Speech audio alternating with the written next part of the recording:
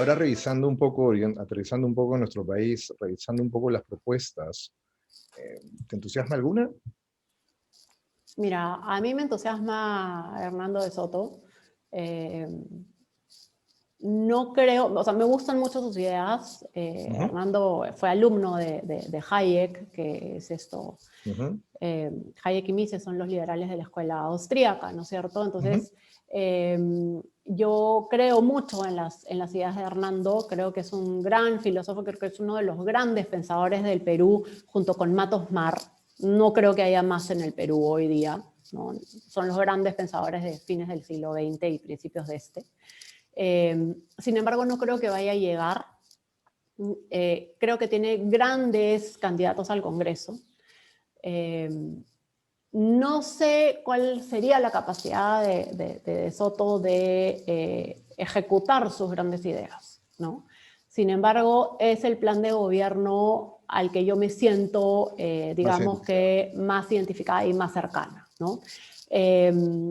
No me entusiasma nada más. No veo que nada más pueda, que ningún otro candidato pueda traer las reformas que el país necesita.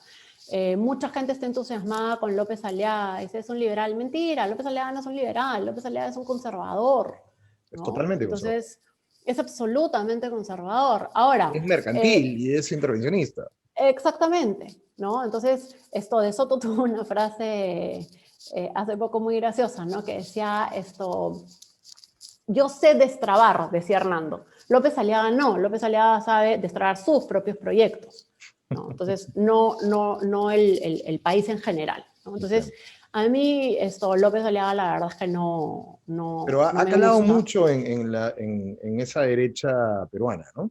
Es que el Perú tiene una derecha, el problema que tenemos, otra vez, es que tenemos una muy mala educación. Y las redes sociales y el siglo XXI lo que ha traído es gente que cree que con leer un tuit de 140 caracteres ya es especialista en algún tema y ya tiene suficiente información. Entonces, otra vez, los liberales creen que lo son porque creen en el libre mercado, ¿no? Y el liberalismo es mucho más que solo el libre mercado.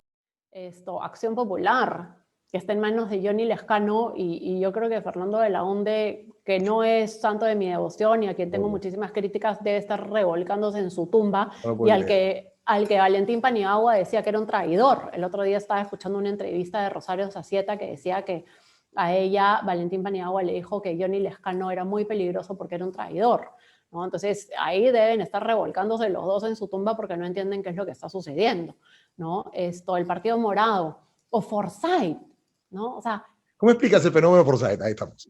No. ¿Cómo así George Forsyth, mira, que no puede sostener una entrevista sin errores, hoy día, bueno, ya no está primero, pero anda entre los primeros? es bastante difícil de explicar porque si tú tienes una lógica mínima, te darías cuenta que George Forsyth llegó a la alcaldía de La Victoria básicamente porque era arquero de Alianza Lima, ¿no es cierto? Que es la Alianza, su cuna es La Victoria. Llega con una actriz bueno, hay todo un escándalo, ¿no es cierto? Pero su nivel de ejecución del gasto público es bajísimo. No ha hecho nada por La Victoria. Y de ahí ha abandonado a su constituency, a sus electores, para irse a ser presidente. O sea, a él no le importa un rábano el país, a él no le importa un rábano La Victoria. A él le importa él llegar a donde él quiere. Ahora, ¿Y pregúntame. qué tanto crees que influye su padre en eso? Muchísimo, Sí. muchísimo, muchísimo.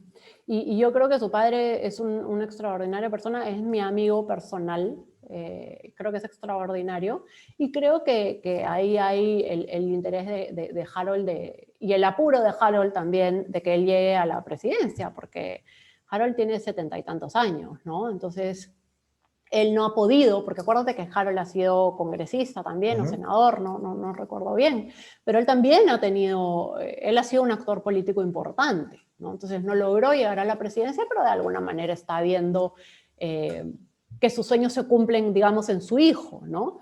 El problema es que ese hijo no tiene las capacidades para ser presidente. Y Harold, con el aprecio que le tengo y con el respeto que le tengo, lo sabrá entender. George no tiene las atribuciones para ser presidente. Y a mí lo que más me sorprende es la gente que se ha subido con él al coche, que me parecen unos irresponsables.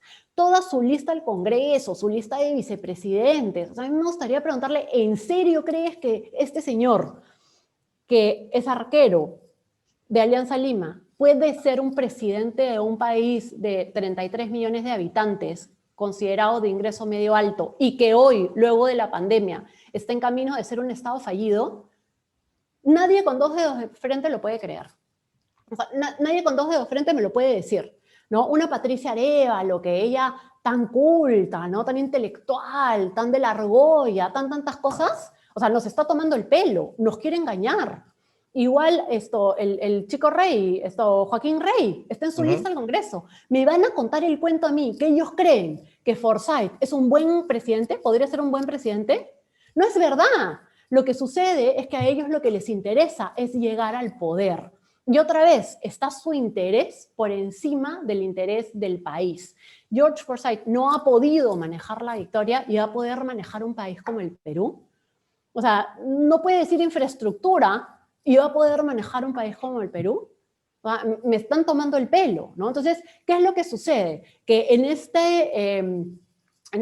dentro de este estado totalitario, donde las cosas no se pueden decir claramente, entonces no se puede decir eso. Pero a mí sí me gustaría que este chico Rey, ¿no es cierto?, que Joaquín Rey me diga a mí si él realmente cree que George Forsyth va a ser un buen presidente, o Patricia Arévalo, que es su vicepresidenta, o qué es lo que quiere, las juerguitas en Palacio los fines de semana. Entonces, digamos las cosas claras, comencemos a enfrentarnos. No, definitivamente era popular y había un sondeo previo que lo ponía como una opción viable. Y se han subido el carro, ¿no? O sea, definitivamente el gobierno tendría un gobierno en la sombra que le haría el gobierno porque él no tiene la capacidad más que para poner la cara, ¿no? ¿Y qué opinas de esta izquierda reciclada de Verónica Mendoza? A ver, te voy a escuchar. Mira, a ver, a mí me parece increíble que Verónica Mendoza, bueno, el Perú siempre ha tenido un porcentaje de gente muy de izquierda, ¿no? Lo que es increíble es lo caraduras que son, ¿no? Y cómo pueden mentir sin asco y cómo pueden hablar, ellos saben que hay cosas que son mentira, ¿no? Y sin embargo las dicen sin ningún problema. El otro día Sigrid Bazán, en una entrevista con Rosa María Palacios, hablaba de que la gran minería en el Perú contamina y que hay niños que tienen plomo en la sangre. Sigrid Bazán no entiende cómo funciona la gran minería y no entiende la regulación y los acuerdos internacionales que existen para que esas grandes empresas mineras vendan su cobre o vendan su oro a los grandes traders, ¿no? Entonces, la regulación internacional es mucho más exigente que la nacional. Y eso te lo puede decir cualquier gran minero, ¿no? Entonces, lo que ellos nos están contando es un cuento. El Perú es un país minero. La minería paga enormes cantidades de recursos en impuestos, en regalías, ¿no? Y hace un montón de obras en sus zonas de influencia. El Perú sin minería sería un país pobre. Nosotros necesitamos la minería para vivir. No tengo las cifras recientes, me parece que la minería de cobre representa alrededor del 6.5% del PBI y la minería en total es alrededor del 10% del PBI, ¿no? Eso en cuanto a ingresos directos, ¿no? Porque además genera por cada puesto de trabajo directo en minería se generan 9 puestos de trabajo indirectos, ¿no? Entonces, nosotros vivimos de la minería. Pero además hay una contradicción gigantesca. Toda esta izquierda que se ha transformado en ser verde, ¿no es cierto?, que quiere energías limpias y todo lo demás, ¿de dónde creen que salen las energías limpias? O sea, cada uno de estas, o sea, los parques eólicos son energías limpias. Cada turbina tiene 4 toneladas de cobre. Los celulares, cada celular es básicamente cobre, ¿no es cierto? Los autos eléctricos, El auto eléctrico, no me acuerdo ahorita cuántos tiene, pero tiene toneladas de cobre dentro. Entonces, todos los cables de la energía limpia son de cobre. Si queremos migrar hacia un mundo donde haya energía limpia, necesitamos extraer el cobre. ¿De qué nos sirve tener minerales en el subsuelo si se van a quedar ahí y no vamos a tener recursos para nuestros ciudadanos? El problema no es la gran minería, porque la gran minería tiene toda esta regulación que la obliga a ser muy cuidadosa con el medio ambiente. El problema es la minería informal, que no tiene regulación.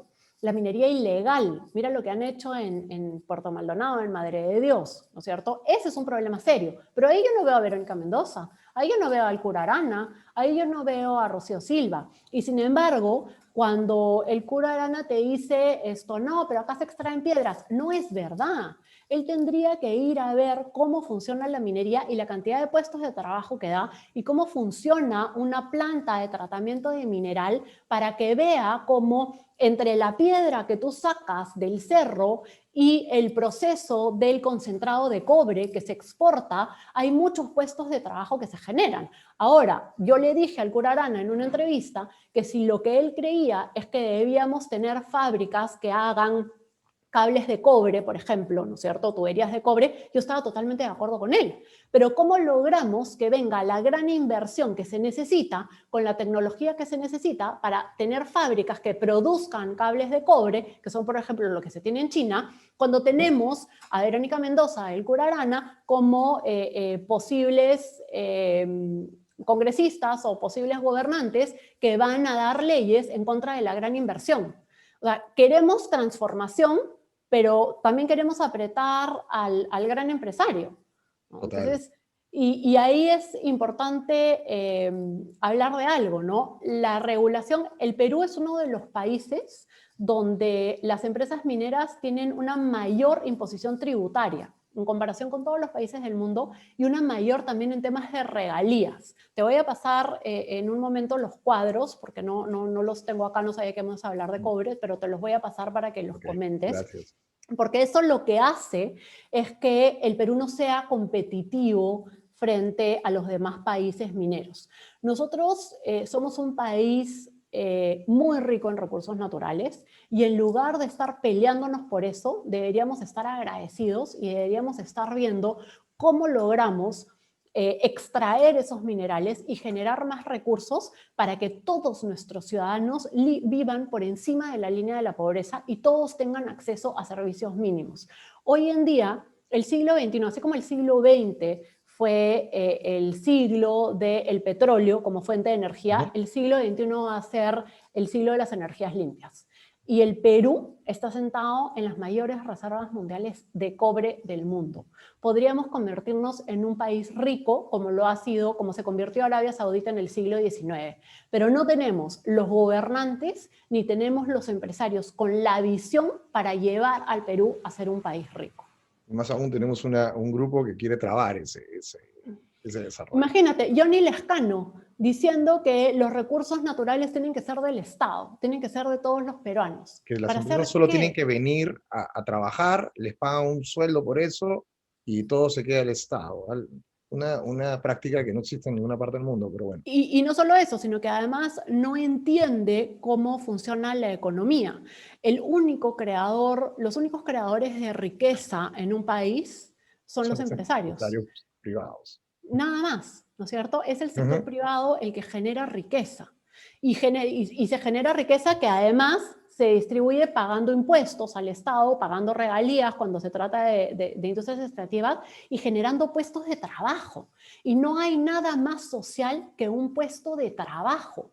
La mejor manera de sacar a una persona de la pobreza es dándole capacidades, educación, información y dándole un puesto de trabajo. El peruano es orgulloso por naturaleza. El peruano quiere sacar a su familia de la pobreza, quiere construir su casa, quiere un segundo piso, un tercer piso, un cuarto piso. El peruano es muy orgulloso de lo que él puede lograr. En cuanto tiene dinero, saca a sus hijos del colegio público y comienza a atenderse en clínicas privadas. No quiere los regalos que le da la izquierda. No quiere subsidios, quiere trabajo. Y para lograr trabajo necesitamos hacer las reformas necesarias para generar incentivos para que haya muchísima más inversión. Otro de los temas es que la izquierda quiere poner diferencias entre la inversión extranjera y la inversión privada, que fue una de las, la inversión nacional, que fue una de las grandes reformas de los años 90. Porque inversión es inversión. No importa si es de un peruano o de un neozelandés. Y lo que necesitamos en el Perú es más inversión y facilitar esa inversión para generar cada vez más riqueza. Ahora, pero esos focos nacionalistas se ven tanto de derecha como de izquierda, ¿no? Este señor López Aliaga habla de reinvertir el dinero de las AFPs en las MIPES en el Perú. Yo siempre pienso que el dinero sigue el dinero. O sea, yo como ahorrante de AFP, quiero que mi dinero se maximice en el mejor lugar, no dárselo a un empresario que probablemente me haga perder mi dinero. Ese discurso nacionalista creí que se había perdido, creí que había migrado a la izquierda, pero está en los dos lados. Está en los dos lados, igualito que el discurso totalitario, ¿no? No es exclusivo de la izquierda o del fascismo, ¿no? O sea, está en los dos lados. Ahora, lo que yo entiendo de lo que está diciendo López Aliaga, existe un serio problema de acceso a capital en el Perú. Hay un oligopolio, 4 bancos importantes, y lo cierto es que el acceso al crédito es muy difícil. La mayoría de MIPES no tienen acceso al crédito en la banca formal. Pero es la consecuencia del sector informal. O sea, el crédito se hace yo no caro diría, por... yo no diría que es la consecuencia del sector informal. Yo diría que es la consecuencia de un oligopolio y un abuso de estos 4 bancos que tienen el control del 85% del sistema financiero, ¿no? Ahí hay mucha regulación que hay que ajustar. Y ahí yo, siendo liberal, sí creo en la regulación puntual y específica y quirúrgica, digamos, para determinados actos. Hay bancos que no han logrado entrar al Perú en su momento porque hay un lobby gigantesco de los grandes bancos, ¿no? Pero Esa es una los realidad. lobbies y los oligopolios y los monopolios no se forman de manera libre, se forman de manera cuando el Estado está presente. Es decir, no existe monopolio donde el Estado no haya metido la mano indirecta o directamente. Totalmente de acuerdo, pero a ver, ¿quién ha sido el jefe de gabinete de asesores del MEF durante todos los 90 y gran parte de los 2000? Alguien puesto que venía del BCP. Ok.